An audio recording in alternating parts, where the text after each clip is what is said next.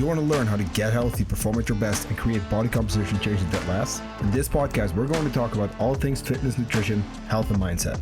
You're going to learn how to create real results, and most importantly, how to maintain those results in the long run. I'm Johan. I'm Kristine and Johan. And you're listening to Talking Nutrition.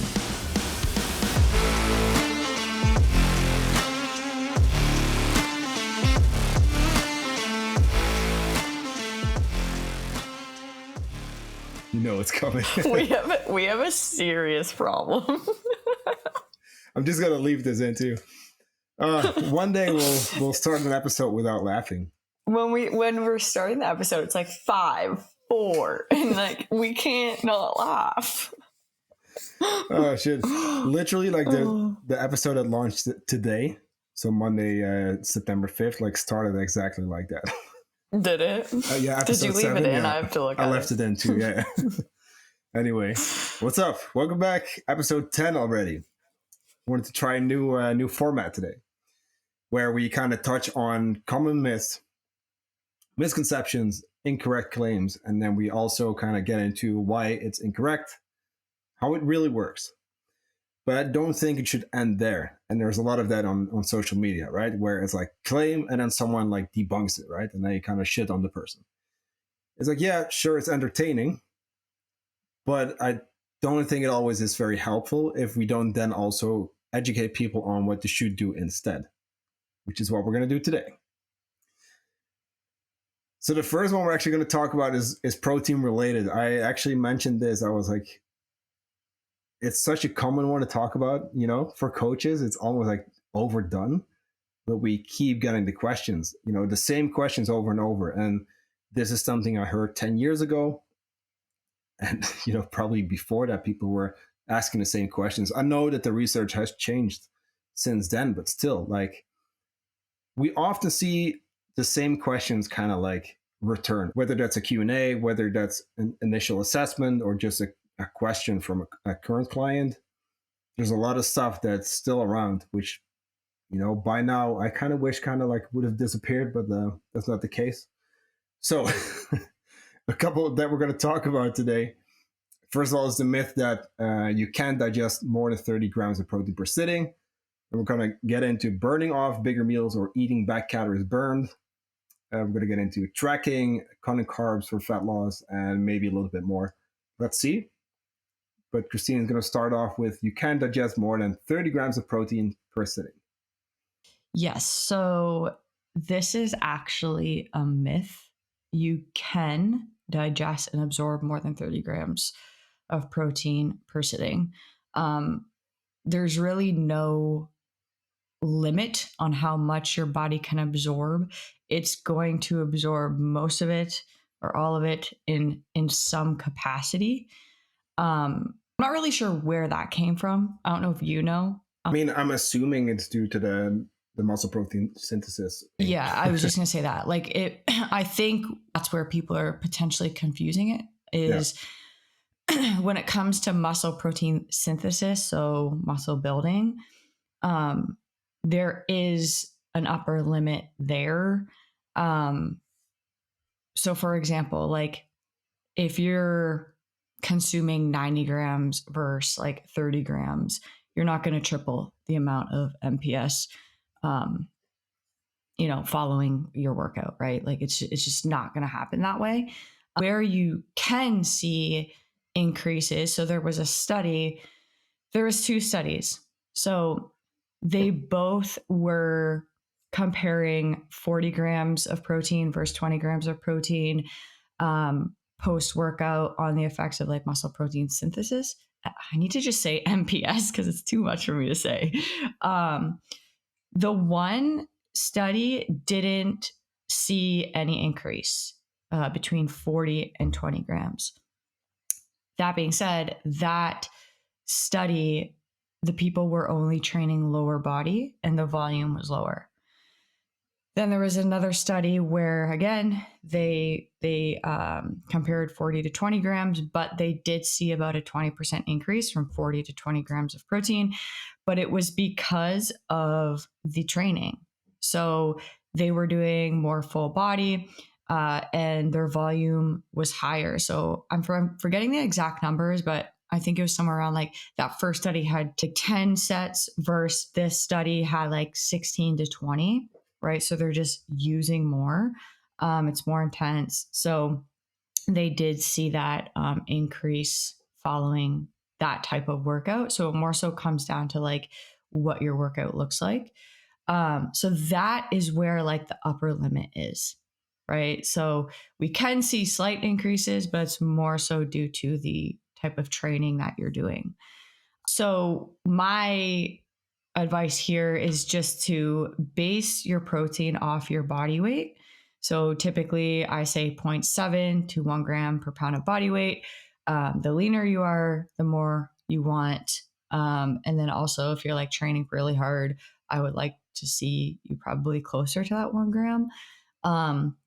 And then distributing it evenly across the day. So that's going to affect muscle protein synthesis and things like satiety. So like keeping you full, right? Plus you don't want to have like a massive amount of protein in one sitting. It can affect digestion, can like just make you bloat and not feel really good.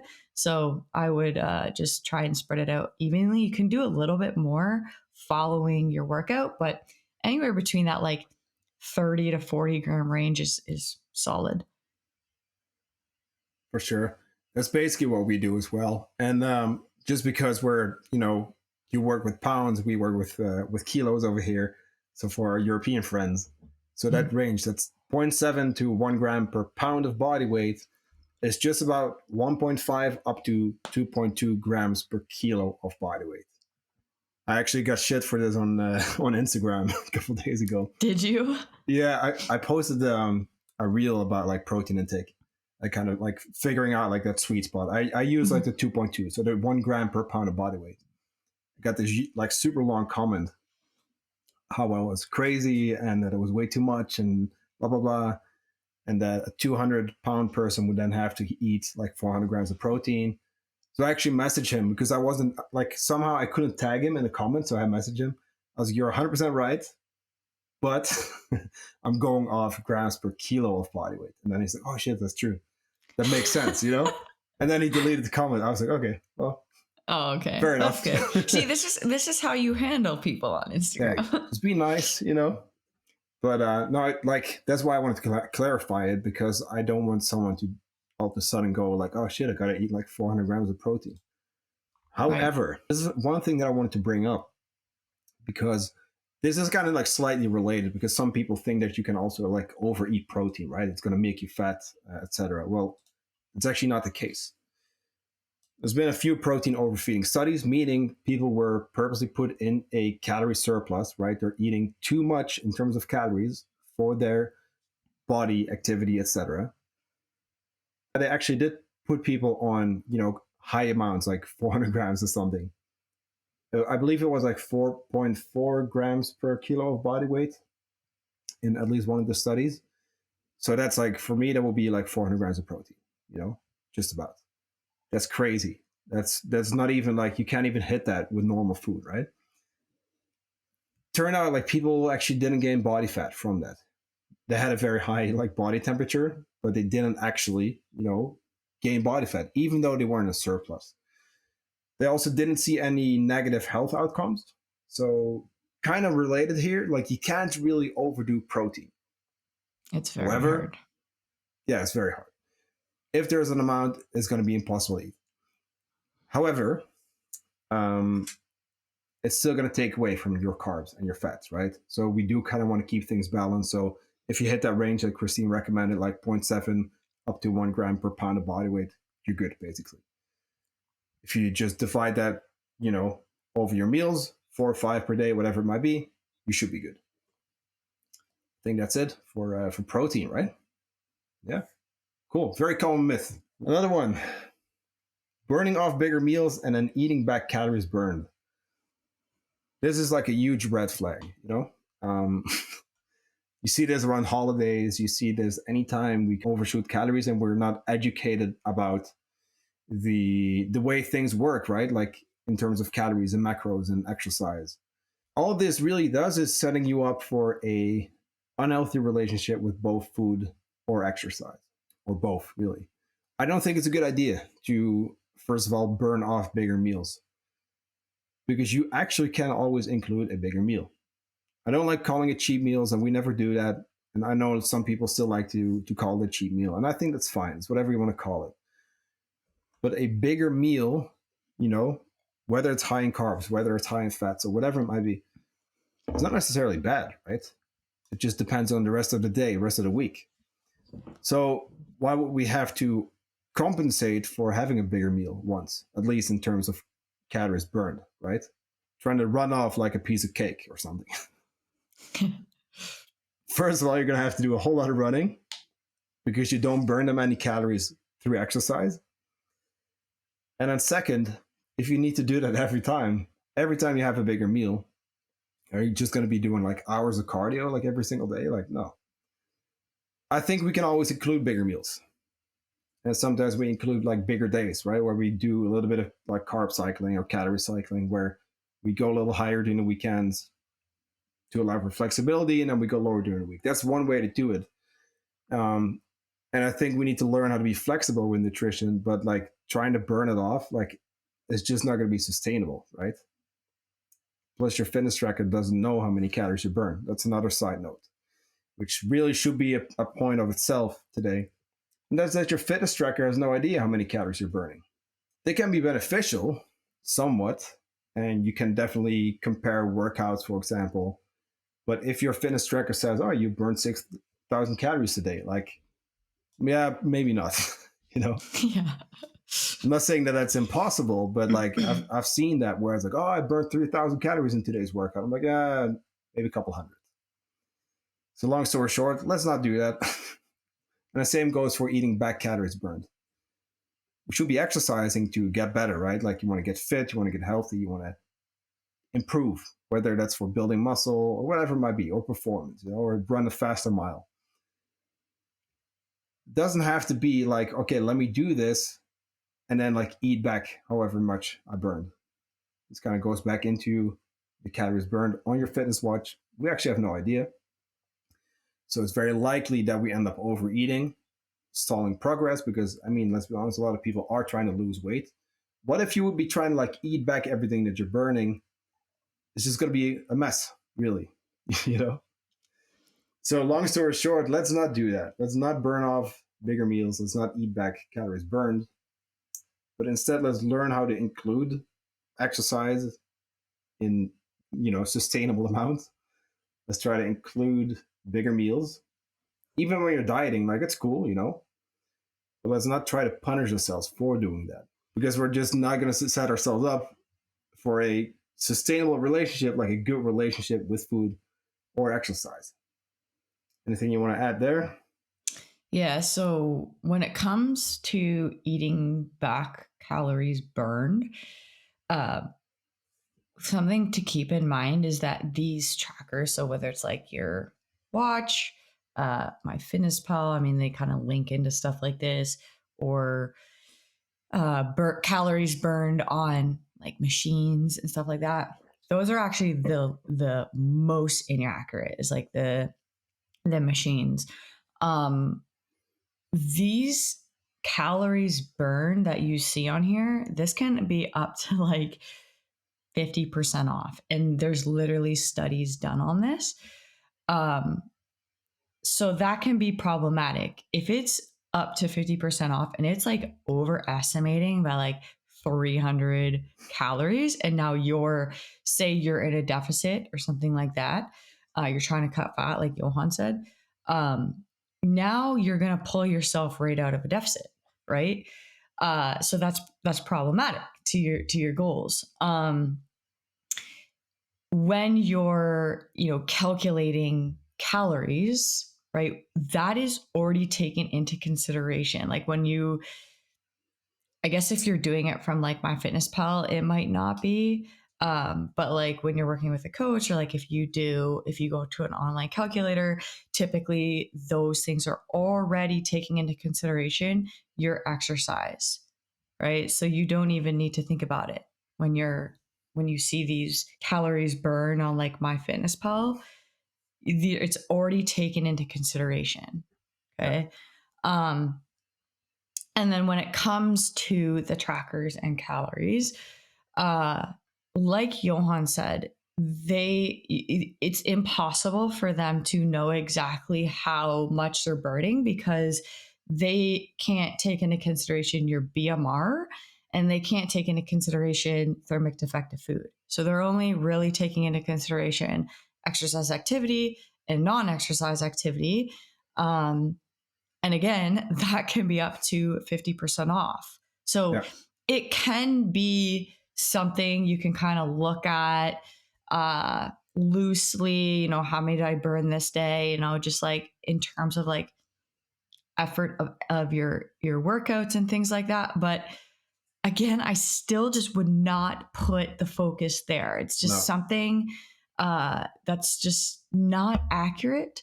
So within your exercise and within your nutrition, I would just kind of throw this out the window and not be focusing on that because it can impact your mental health. Essentially, people put way too much emphasis here. And then it can impact, relationship with food and exercise and things like that, and impact your goals if it is fat loss. Yeah, definitely. And like we're wearing fitness trackers, like both of us are, like we're not against fitness trackers, and they can be very useful. Especially if you have a step tracker. Like I had to get like a separate one because Whoop doesn't have it. Yeah. But like otherwise, that's what I would be using it for mostly, and sleep and all that. But calories burned, it's just not worth it. I don't use calories burned with any of my clients. Well, how do we know if we're on the right track? Well, if you're losing weight and your goal is to lose weight, then we're probably in a deficit. Right. If you're staying the same, we're already taking that into consideration. Yeah, exactly. And if we're trying to gain, okay, let's figure out your expected maintenance. Let's slowly bring you up. Okay, cool. If we're now gaining weight and we can control it, we're probably in a surplus. Otherwise, we wouldn't be gaining. So then we kind of have proof, okay, like the energy balance is adjusted based on your activity level, even though we never will know exactly how many calories you burn outside of a lab setting. You don't live in a lab, so let's not worry about it. Right. Next myth, or maybe, misconception, I would say. I tried tracking, but it didn't work for me. I couldn't eat that little. Yeah. So this person is typically going off of when they sign up for like MyFitnessPal and they put all their information in. It's spitting out like a really low number. And again, that's problematic. So it's not the tracking, it's like this number from an inaccurate like calculator. So they automatically think that tracking isn't working for them. Right? Like it's just an inaccurate number. This again, the calculators can't take into consideration how much you've currently been eating, right? How your past dieting history looks like, your hormonal health, like all of those types of things. So we see this where it just shoots out this really low number. And on that topic, like me, for example, I've been tracking for years. I took like 1 year off, but I've basically been doing it for like 5-6 years. And within that time, I think I dieted. I did a deficit one time. Tracking macros isn't a diet, it's a tool, right? So people automatically think, tracking macros, I'm in a diet. No, like I have tons of clients who are tracking macros who are not dieting. They're in like a maintenance phase. We're working on habits basically, and tracking is a really good tool to help people understand what's in the food they're eating, building out meals, just more awareness around food, how much works for them, etc. So this is like a common issue where it's not the tracking, it's the inaccuracy of the apps, and then people end up giving up because of that. Yeah.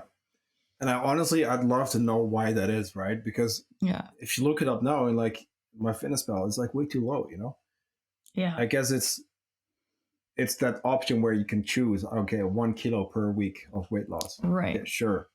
I mean, if we put almost anyone on 1,200 calories, they'll definitely lose that that much per week. Right. It's not going to be sustainable though. And not that 1,200 is inherently bad. Some people do need to diet on pretty low calories, but like I feel like those apps are probably just aiming low just to kind of make sure that if someone wants to lose weight, they will lose weight. Mhm. Or at least that's the idea I get. Like I don't see any other logic behind it. Yeah, I also think that people putting the targets in don't know like a realistic, Oh, that's a big one too. Yeah. they put too much, like, Yeah. 3 pounds a week or like something like Yeah. that. And then yes, it's gonna cut your calories a lot because Yeah. it's just too drastic. It's basically unrealistic. So you're gonna end up with a very low caloric intake. That's a good one too. And overestimating their activity level. That's a big one, I think. Yes, yes. I actually, like when I'm calculating clients' macros and calories and things like that, it's always an estimate for number one. Like I don't go off of those numbers, but I always go lower than their activity typically, Same. because sometimes they can, overestimate.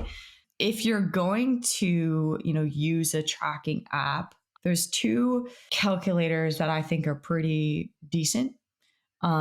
One is actually the PN calculator. You have to put like maintain weight. If you want to find your maintenance calories, you have to put maintain weight in for that one. I'm forgetting the exact steps, but so there's the PN one, and then there's bmrcalculator.org. I think that's it. Yeah. That's also a pretty decent one, and it gives you different formulas. So like Harris Benedict, all these different types of formulas, and you can kind of like pick. So usually, like you could do PN and then do the BMR and kind of find the middle. But you also need to understand how much you're eating right now. So tracking for like 7 days and being, very accurate with what you're eating. Don't change anything. Like eat exactly the way you've been eating, up until that point. That way you can see, okay, if my maintenance is like 2,200 and I'm eating 18, well, I probably want to increase my calories a little bit first, unless you want to diet at like a really low caloric intake. So that, I mean, this is why having a coach can be so beneficial because they take all of this out of your hands, right? I mean, they should teach you like what's going on.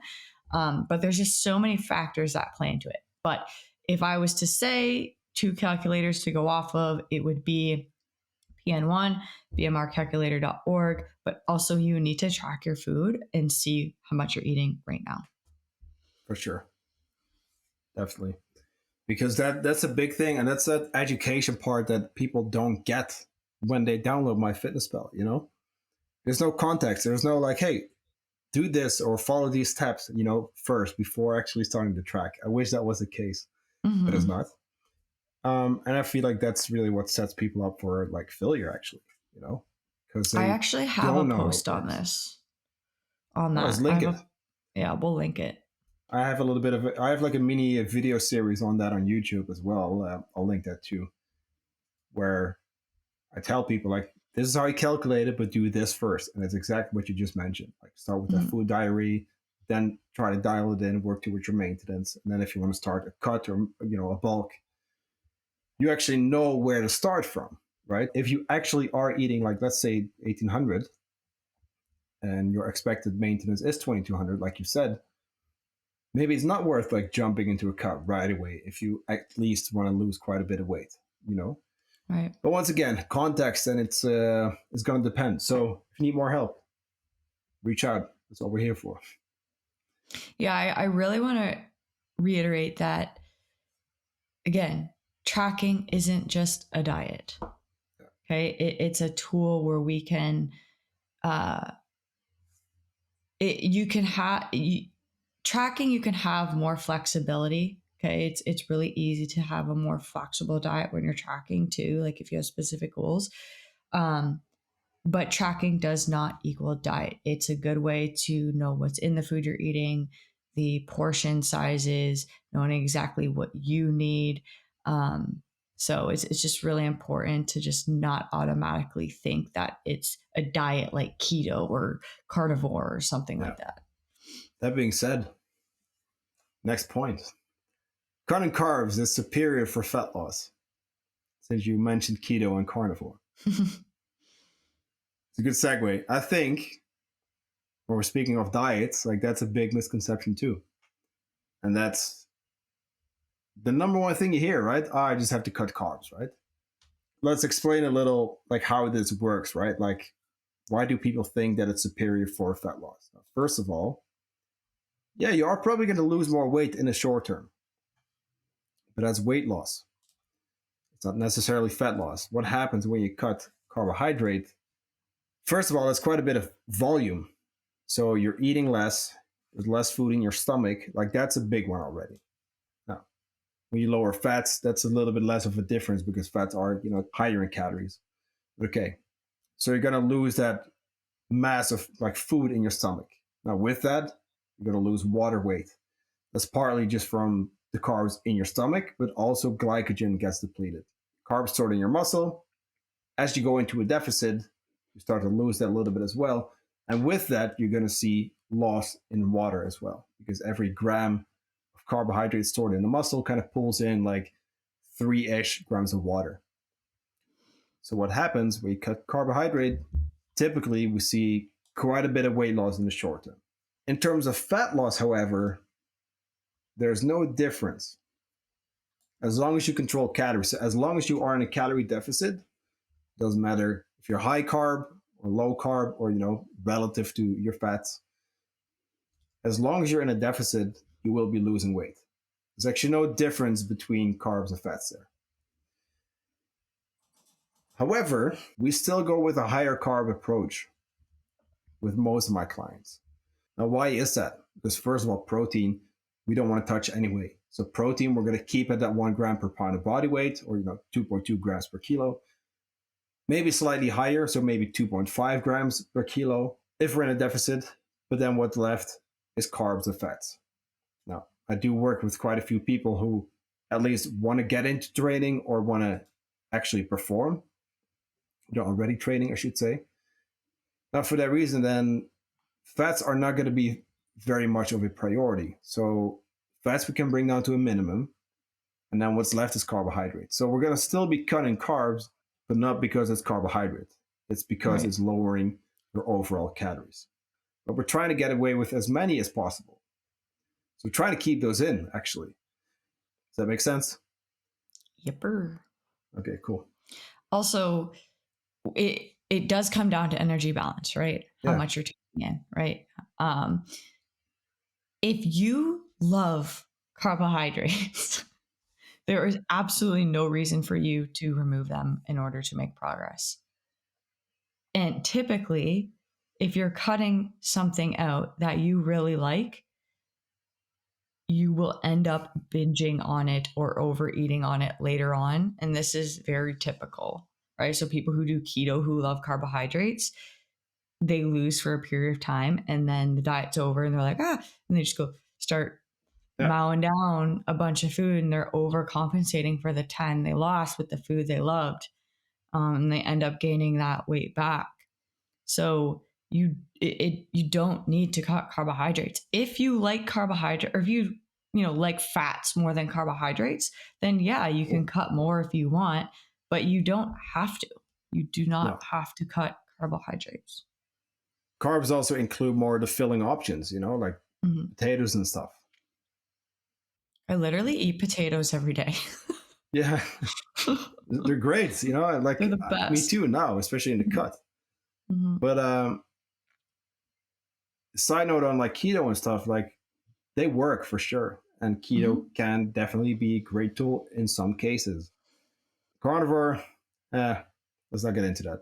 But no, with keto, it works, but it's that sustainability like that's missing for most people. I have yet to talk to someone, and hey, maybe I'll meet someone one day. But so far, since I started coaching, I have not met a single person who did keto on their own. I'll add that. So did keto on their own. So without the proper education, doing it right, who had a good experience with it. Mm-hmm. Neither. Any client that has come to me that's doing keto, they're doing keto for like 4 or 5 days of the week, and then they're binging like 3 days of the week. I'm not joking. It's literally every client who has come to me doing keto, they're binging on the weekend, or like not even the weekend. And it's because it's just simply unsustainable for them. Like I have a client who came to me doing keto, and the goal was to, and he had a poor relationship with food because of that. So the goal was to bring him more in balance as far as his diet goes and work on his relationship with food. So that took us 6 months to basically transition from keto. Well, the transition was quicker, but the relationship with food took longer. But when you're transitioning from keto to a more balanced diet, you actually have to take it fairly slow because you're so glycogen depleted. Weight can increase, pretty quickly. And we can see like puffiness and things like that. So you actually have to take it fairly slow. But anyway, we got him into like a really good spot. And finally, I just put him into a cut. And he's crushing it. He's like, I've never felt this good. It doesn't feel hard, like the keto is, because he went out for dinner a couple times and he had like a beer, and he's just like, this is unbelievable. I'm like, yeah, I mean, this is what a sustainable diet looks like. Like, it doesn't have to be this like grueling process. Yeah, at the end of a diet, it might feel grueling. But again, you could have a balanced diet, you could have carbohydrates and still lose fat. Yeah, 100%. Typically, keto people have fairly poor relationships with food. Oh, yeah. And like I said, it can most definitely be used in certain scenarios. Certain medical conditions can definitely benefit from a keto approach as a tool, or maybe even as a long-term solution. I'm not saying it's not, like unsustainable for everyone. No. But the people I talk to typically trying to lose weight and they just can't. Because why? Well, people want to eat carbs and now they have to cut it out, and it just turns into a binge fast and we can't sustain it, and we're just going around in circles. Right. Short-term weight loss. That client, like, he had a lot of body fat to lose right off the bat. So I understood why. And he did too. Like, he's like, it really worked for me at the beginning because like he had a lot to lose, and it can be a really good tool for sure for people who have a lot of body fat to lose at the beginning. But it became unsustainable for him. So it worked until it didn't. Right. Yeah. And so at that point, the coach should have started transitioning him to a more balanced diet. And he actually was like telling them to, and they weren't. And so, yeah, once we did, he's killing it. He feels great. His workouts are good. Like, it's really awesome. Yeah. And that's the thing that pisses me off. And I was literally watching these videos yesterday on Instagram.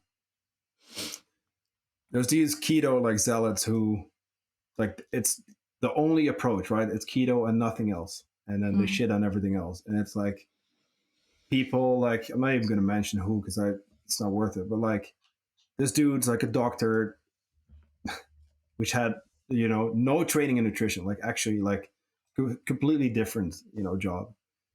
Who's like promoting this keto diet and now carnivore, and then keto is like for, for the masses, and carnivore is like the next level thing. But like, in those cases, like, that's the only thing, and that's the only thing they do. And to them, it doesn't fucking matter how someone feels. It's like, as you mentioned, like your client, like, they were not in a sustainable place anymore. They created an unhealthy relationship with food. They knew something had to change, and that coach probably did as well. But because they're so sold in like, it just has to be keto, they actually stick to it, even though it actually messes up the person. And then it can take a long, long time to fix that. Yeah. little side rant here, but like, once again, like it can be a tool, but for most people, it's just not sustainable. Right. And hey, if it is for you, great. I think that's plenty for the week. What do you think? I think we're good. I think we're going to do more episodes like this. So if you have one that you're curious about, send it our way. Again, link in both our bios. You can ask a question there, or you can simply DM us or anything like that, and we'll talk about it. All right. See you next week. Thanks for listening, guys. Thank you for listening. If you want to help us grow the show, please make sure to leave us a 5-star rating or share this episode on your Instagram stories. Now, if at any point you feel like you need more help, you can always reach out to Kristine or myself directly via any of the links in our show notes, because we're here to help. Thanks again, and I'll talk to you in the next episode.